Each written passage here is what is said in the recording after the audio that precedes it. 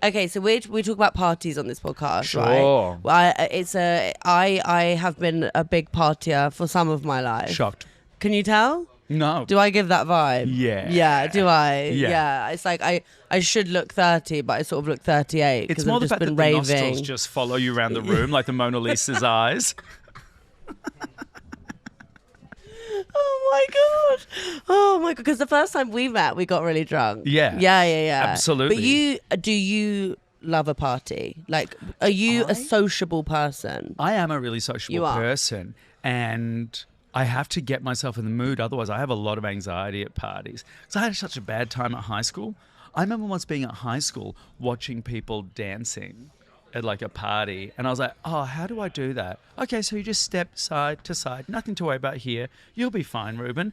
I don't know what my fear was. I think obviously like being bashed, or maybe just imploding, like immolating in shame. So when you were at school, what was your social life like? Like non-existent. Really? I had two mates, one who arrived at like year 11, which is when you're 17 here, and then one which was I had one friend who stayed with me the whole through high school, and I thought we were all in the same classes and we were the best mates. We still are. Oh, that's nice. But what I didn't realise is that she had been placed in all my classes by the school to monitor me because they didn't know how to deal with a gay kid. Right. She was effectively like suicide watch for a 12-year-old. When did she tell you that? At our 10-year high school No, you're reunion. joking. You're joking. Yeah. So they'd basically said to her, you need to be... Were you already friends, you and her? What's her name? Bronwyn. She... no, I think they realised in year 7 that she and I were like... Kindred spirits. And then they went, okay, well, you're the only one who doesn't want to kill this child in our school. We'll put you together. But her first words to me were, so like, you realise your brother's a poof, right? And I was like, yeah, no shit, Sherlock. Like, lucky I'm not one of those freaks. Little did we know. So homophobia can lead to some good things. That's the lesson. So because when I rewatched that thing you did on Channel 4 today, which I loved, which was how I first heard of you, when you went and spoke to all of those kids, I was like, I'm really coming on my period. So I was like hysterically crying. There's these two boys at the end who were like, I would have protected you. Oh my God, Reuben, I was crying. The makeup crack. No, it was unbelievable. And I feel like it made me think, okay, it is different now, but like also not so different because of like people like fucking Andrew Tate and like the online influencers. Then I also don't know what it would be like now for a gay, like, were you like, I'm presuming you weren't like out gay, but was it just like obvious to everybody? Was it when you were at secondary school? Yeah. I mean, in primary school. Really? It was really obvious that I was a gay child. Like I was walking through the halls, like skipping and singing the score of West Side Story, thinking like, why don't people like me? I think the first CD I ever bought was Aqua. I don't know what that is. Oh my God, that's Barbie, the Barbie song. Yeah, Barbie. Yeah, the Barbie song. Okay. And Come Kiss My Roses and Lollipop. It was just gay, gay scandy pop. Right. But it was rough. It was just a shit time all through. But I had this great, my mum told me high school and school in general is just something you got to survive until you get out into the world and meet real people. And but so did it leave you with a sort of trauma, like your fear of socializing? Did that stem from like your experiences at school? It meant that I think I have a binary approach to it. I'm either 100% like, yes, I'm here, I'm in the flow and I'm having a great time, or I'm in the corner being like, oh, when's someone going to come and talk to me? Because I can't really talk to another Do you person. still have that now? When I think people also a lot of the time expect me to make the first move because this persona, this kind of character. But in reality, it's sort of the other way around. Yeah. I'm just like a timid little lady. Yeah, I also, I know no one would believe this about me, but I actually get really anxious in social situations. Oh no, I see that immediately. Do you? Yeah. Well, there's an air of the scared toddler in every monster. Yeah, so true. You know? And we are both monsters. I just want sugar and occasionally to be wiped. Yeah, but it is true because I think that there's something so like... There's a deep down feeling of trying to prove yourself in what we both do, and so that is a desire for validation. So then when I'm in social situations where I don't feel like I'm on top, I don't really know what to do. I agree with this completely. Because we're so used to either being on top or like alone and not in this like mid-level. That's why I don't really like going to parties where like it's not my birthday. Do you ever see, I agree. Do you ever sit in a conversation and they're talking and you know that you have to listen, but also like, how am I meant to be sitting? Yes. How do I look? Yes. And remember to listen. Now you're listening. What are you thinking about what they're saying and what's your response to that? But you're still listening. Oh God, now you've forgotten what they've said. You have to like, and I continually end up having to go, I've gotten really honest about it. And I just go, sorry, you have to repeat what you just said. Yeah. I was thinking about how I'm looking. Yeah. Yeah. I was thinking about what is the best way to let you know that I'm listening. Yes, exactly. While not listening to anything that you're saying. Not a single thing. Yeah, I know. I do think that's, but how do you date much? Never. My ideal man is someone who rocks up at 2 a.m. with a pizza, gives you a hand job and then turns into another pizza. That's okay, baby. You know that old saying? You know that old saying, you don't pay a hooker to fuck you, you pay them to leave? Yes. That's the goal. Oh my God. Okay. Because I was going to say, like, I have a complex with what I'm like on dates because of this. Because sometimes I feel like there's such an expectation for me to perform. And then I don't know how to make the transition from being this performing alpha female to them wanting to be seen as like vulnerable. And do you think that because you are also a known person that people either expect you to perform or want you to turn off? And you're going, well, which fucking one do you want? And it leaves you not really knowing who you are. Well, I think we probably both have a big touch of that. Because also it's confusing, like your persona, right, is like, it's a huge person, you're a huge personality. And then there's this like, how do you interact with people and it's like at 10 in the morning? It's not like a character. It's this weird in-between of like an amplification of me. And kind of taking a vox pop of everyone else's toxic traits and my brave traits and putting them together in this thing. So it's also this thing of like, it's not a 100% switch on, switch off. It's the spectrum. That's what's confusing though. Because if it was a character, then people would know. And I could take a wig off and leave it at the door. And people would know who you are being right now. Whereas when you're socializing, this is why sort of like I'm so interested in what people are like in social situations, because I always think that people are very confused when they find out that I actually don't like socializing very much. I have such a short social battery. Yes. And my job is so hyper social, including you do the photos afterwards and I'm doing the seating when they come in. So it's so hyper social that at the end of it, I'm like, okay, I need 10 minutes. Excuse me. Can't keep a good man down. I need like, or maybe even a day in bed where I just watch Shogun and drink tea and not do anything. What's your sort of like dream social situation now? Like say... Everyone doing mushrooms in the park. Everyone doing mushrooms in the park. In the sun. Who are you with when you're doing mushrooms in the park? You don't have to say me, but like... I'm amazing on mushrooms. I feel like you'd be the worst trip sitter in the world on mushrooms. The worst. You'd be like, are you feeling it? Are you feeling it? Are you feeling it? I'm feeling it. Do you want to pet my dog? Do you want to pet my dog? How are my tits looking? Do I have cancer? Do you think I have cancer? I have anxiety. Why do you think I sabotage all my relationships? Why do you think I sabotage all my relationships? Will anyone love me? Have you heard of my father? Will anyone love me? Is that what you're like? I feel like my whole life just flashed before my eyes. And how have you read me like that? How have you read me like that? I think you and I think we're War and Peace and we're C-Spot Run. We're both C-Spot Run. So you're in the park on mushrooms. I'm in the park on mushrooms. I need to be with people who are in the arts. Yes. Who get it. Because so many times I've been on dates with people who aren't in the arts. And this is no shade to people who aren't in the arts. But it is a different language. Are you like an extreme person? Yeah, for sure. I'm Bugs Bunny. Yeah. Bugs Bunny belongs in a lab. I think, but here's a question. Do you embrace your highs and lows or do you fight them? Like when you feel them coming?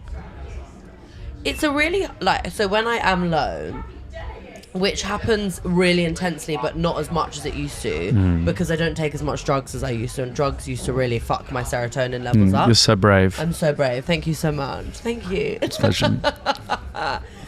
But when it happens, it's like what I was saying to you before, right, about my health anxiety. It's very hard to rationalize these things. So when you're in them, they just feel like a permanent state that's never going to end. So it's really hard for me to ride with the lows, because if I knew, and each time they do end, and then suddenly they've ended, and I've forgotten what it felt like. My dad always says pain has no memory. So like once the pain is over, you can't really recall what it felt like once it's over. I don't know if I agree with that. I know the body, in terms of childbirth and huge trauma pain, deletes the memory of that. But I think we remember pain. We remember trauma. I'm not saying, but I'm saying so for example, in July, I was having really bad intrusive thoughts. I have really bad OCD, and I was having very bad intrusive thoughts about like really crazy stuff. And I was going, these thoughts are never going to end. They're never going to end. And then one day I woke up and they'd gone, and I'd forgotten that I'd even gone through 3 weeks of having them. That's more what I meant. Like, no, he is right. Periods end, then I'm like, and then they come again, and then I go, this is never going to end. This is never going to end. I'm going to be. Oh, it's so tedious. I know what you mean, and now you explain it. I get it, absolutely. Yeah, but trauma, that does not go away. No, and also these things are all a result of trauma. It's also, can I say, it's a bit like, I don't know, in the same way that this is a very simplified thing. When I go and get tattoos, I love getting my tattoos. I love getting them.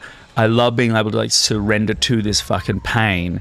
And at the end of it, I go, well, I'm not doing that for a very long time because I've got my... And then a day later, I'm like, that didn't hurt that much. Getting my ribs done, that didn't hurt that much. Exactly. I'm like, what the fuck are you talking about, Reuben? It's exactly like that. I guess really when you talk about parties, what I like, I'm caught between I love... Actually, do you know what the ideal is? The ideal party is a party with lots of different rooms and lots of different moods with lots of different people. Hello, gorgeous. We are in a party right now, We're in a party right now. Yeah. But it's actually this, right? It's where you can escape through several different moods and always jump into several different conversations. But you know you've got a core group somewhere that's like in a chill out zone where the music's not too loud, where you can be like, great, here's where I'm going to do some more drugs. I'm going to chill out for a bit and then I'm going to dive back in. And now I think about it as I say it, it's a replication of what recess was in primary school and high school, because I was this sort of semi-pariah and I was scared in high school and primary school. I always felt like I could never settle in recess. I had to jump between friendship group to friendship group, say a joke, be amusing, be seen. But if I knew I would outstay my welcome. And you didn't have your core group to go back to? Well, no, I had basically no one. But then I didn't have anyone. I had Bronwyn, but Bron was already part of the popular group. Yeah, okay. That's okay, cool. Yeah. So I couldn't really hang out with her. So I guess what I would like is this amazing core group of people in a core room with beanbags. Oh, beanbags. Okay, we're really building the dream party now. Yeah. Beanbags on mushrooms. Low table for snorting. Yeah, we love that. This is too high? Is this table too high? Well, I'm a long boy, so I think this actually is nice because I can get up to it on my knees. Yeah. So you would like a sort of house party with lots of beanbags and lots of different rooms where you can move around. Private room. Would you have anyone doing like music, like performing? Yes, I absolutely would. I think I would have in one room, I would have Nadine Shah. In another room, I would have Annie Lennox. Love. Who I met. No way. When I first moved to London. I love. Let's just pick up. Where did that go? There you go. Thank you so no much. Worries. Thank you. Reuben did this the other day when we bumped into each other. Every time I dropped a name, he would go, "1 second." And my back has never recovered. It was resistance. I was doing sit-ups with this bitch. She just dropped name.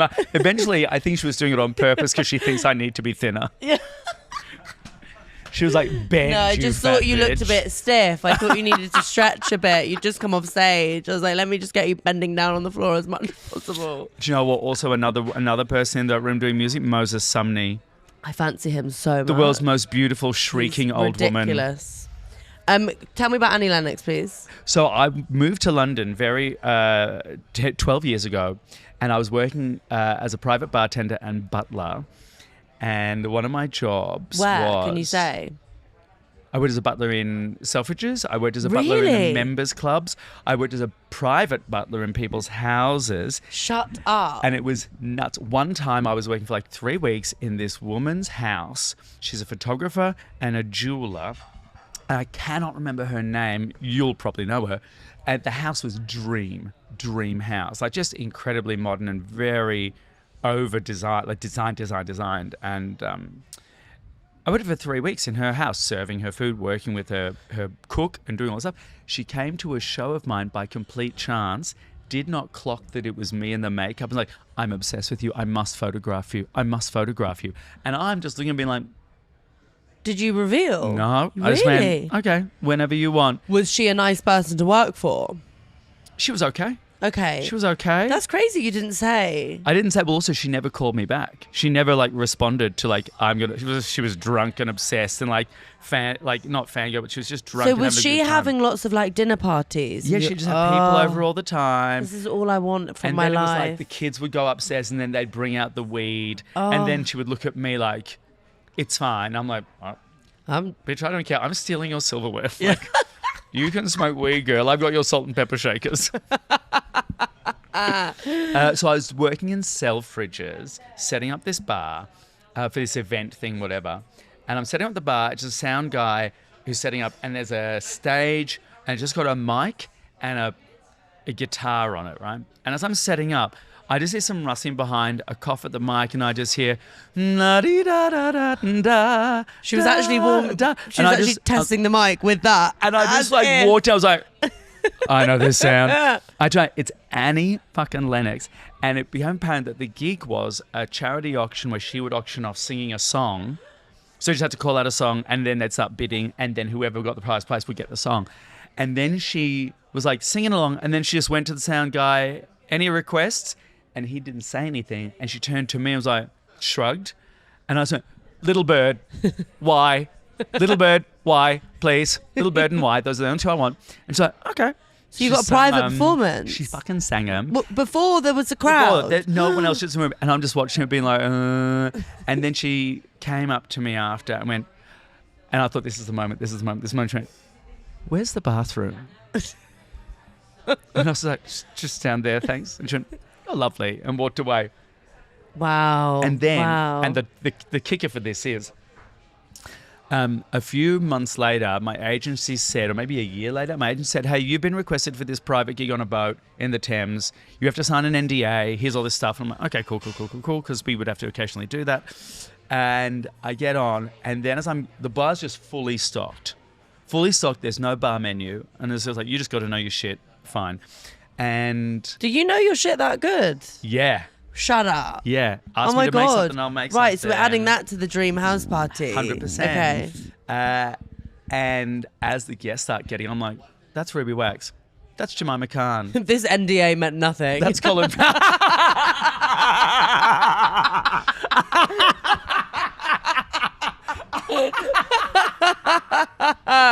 Not doing anything is what NDA stands for. Not discreet at all. Not discreet at all. And all these celebs get on, yeah, right? that's amazing. And I'm like, okay. And then this guy gets on in a lovely suit and everyone starts clapping. And as he's like standing, Annie Lennox gets on in her wedding dress, and it's Annie Lennox's wedding reception. You are lying. As firm as the nose on my face is mine. And it was me just being like, Fuck. People just come up to the bar, they order whatever they want. So Colin Firth comes up and goes, I'd like a Hennessy Old Fashioned. And I'll be honest at this point, was just like, and then Googling Hennessy Old Fashioned under the bar and making it. And everything was Fer de Bois candles from Diptyque all around. The dream. The dream. They are all in my storage in Romford. I picked every single one of those fucking candles up at the end of the night. So basically, you're a thief and you don't obey NDAs. This is why you should have to hire Reuben at your parties. Hi. You are so eligible. Wait, sorry, really quickly on the fact that you can make loads of drinks. I can make loads of them. Some of them, like, there are limits to my knowledge. What's your, like, if you're going to make it, have you got a drink named after you? Oh, do you know what? No, but I fucking should. It would probably have pickles in it or something. Oh my God, I love anything with pickles. So my favourite drink is a vodka Gibson martini. Grey Goose Gibson martini with a pickled onion. So what Gibson is the cucumber part of it? No, it's just a pickled onion. Just means a pickled onion in it. So it's just like a dirty martini but with a pickled onion? Not even dirty. Crisp, clean with this like sharp pickled onion around it. To me also, you could even put an anchovy around that pickled onion. I want all of the brine. Yeah. I'm like, give me the filthiest martini I do a steak salad. ever. Yeah. And the whole dressing is mustard and pickle brine and That's anchovies and garlic olive oil. You and I have to eat That's something. my water. Yeah. Like I love salt. Pickle brine is essentially electrolytes. It's Gatorade for Jews. It is electrolytes, isn't it? That's how we got through the war. That's a good bit of knowledge. Yeah. Because whenever I drink really dirty martinis, no hangover, Yep. never embarrass myself. 100 I never do it. No, I don't. Passing out means you're never really there for when you embarrass exactly, yourself. because I'm asleep. And then I wake up and I feel skinny. I don't care about my body shape. I care about me fitting into the costumes I've already had made. That you don't want to have to redo. I don't have to redo them, doll. But you know, whenever I'm performing every day, I'm so skinny because I have diarrhea. Whenever I perform, I have diarrhea. Do you ever worry you're too erotic? So tell me, what's the most embarrassing thing that's ever happened to you at a party? I once got in a drinking competition with a bull mastiff. What? What do you mean? Basically, Sorry. it's an exaggeration of the story, but for want of social media, it's a great logline. Yeah. We were all doing. I used to take as a thing to parties just the small bottle of Frangelico, like What the is 300 that? ml. It's a hazelnut liqueur. Okay. The one that's in the bottle shaped like a monk. Okay. And I just say a bottle of that because I could afford it. It was like 300 mils, and I just drink that was a liqueur, and I get like buzzed and sugary and drunk. I only had like half of one, so I got another one. So I drank 1.5 of them. Started drinking Bacardi Breezes, and then someone was like, "Let's do shots of Sambuca," and then the next photo is me on the ground doing a shot of Sambuca with a bull mastiff drinking spilt Sambuca. And then I will say this, I don't have good taste in men. There was a drumming circle. It was all white men with dreadlocks called Dave. I love them.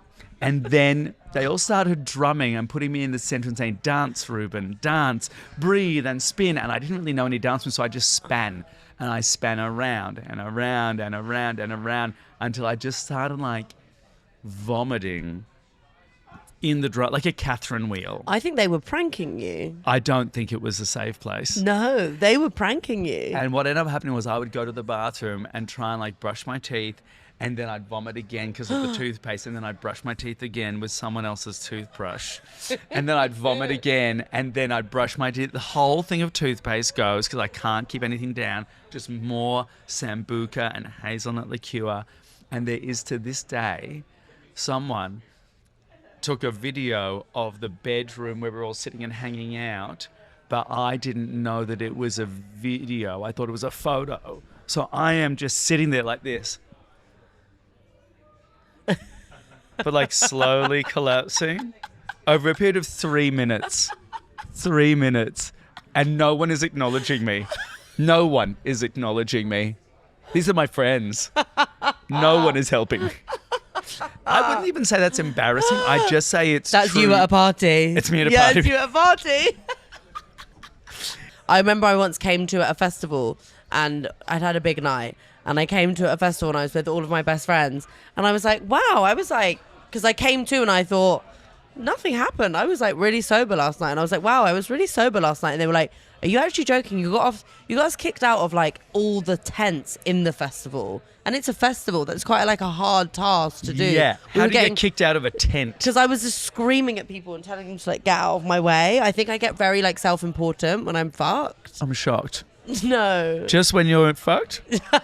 Just I'm actually very timid sober. I don't Go walk. on. I don't walk along the Royal Mile going move, move. one time. I'm like that. I'm like that old lady who in COVID would walk around my area with a 2-meter stick. No, She would have a really? 2-meter stick, and she would just go like waving the stick like that. No one could come near. And if anyone came near the stick, she would go 2 meters. That's me. That's me on the Royal Mile. Did that actually happen? Yes, there was a woman on Hampstead Heath who would do that. She would go walking every day with a 2-meter stick, so no one could come within 2 meters. of her. Walking with a 2-meter stick. Well, her biceps must have been crazy Huge. by the end of that. Huge bitch. She came out of COVID ripped. I'm happy someone did. So when you're up here at the Fringe, do you like socialising here? When you're performing? Yeah, I love socializing Do you? here. Yeah. Do you? Yeah, because everyone's going through the same thing. There's an even footing. Everyone has a shorthand. Everyone understands what's going on. How I do you love feel that. about like what is partying in Australia versus in the UK? Like, I feel like it's very similar. Yeah, I think so. I think there is a little bit more in in London, as I'm going up the ladder of parties, there's a lot more pretension in the London parties, and a lot more like, where are you from? Who are you friends with? About status. Yeah, I hate that. And I didn't say anything. No, I hate that. Really? I hate that. That's interesting. I hate it. People looking over your shoulder at a party. But there's a dichotomy in that, because how you are on stage, and I guess how I am on stage, people assume that's who we are. Very much so. But also, I am one of those people that even if I'm talking to you and then a dog walks by, I'm going to be like, sorry, you have to repeat what you just said. Yeah, I've just spoken to a dog. I've just seen a dog or something like that.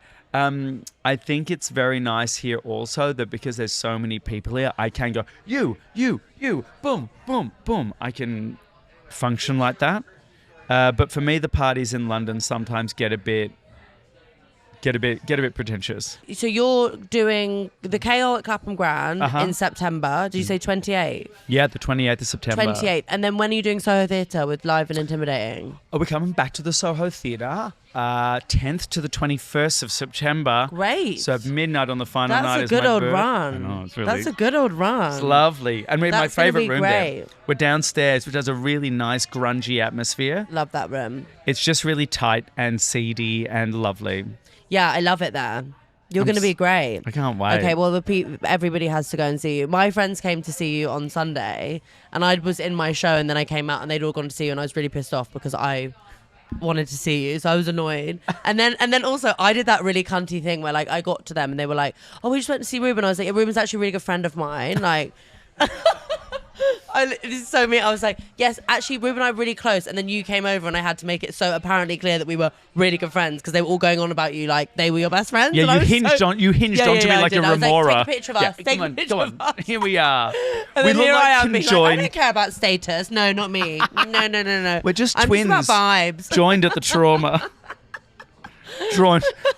We're joined at the imposter series. I know, it's because we have a very similar energy. I felt that the first time I met you. I was like, oh my God, I just so instantly was obsessed with you. Yeah, tall natural blondes with 3% body fat. Exactly. Thank you so much. Thank you. That's all the diarrhea that's done that to me.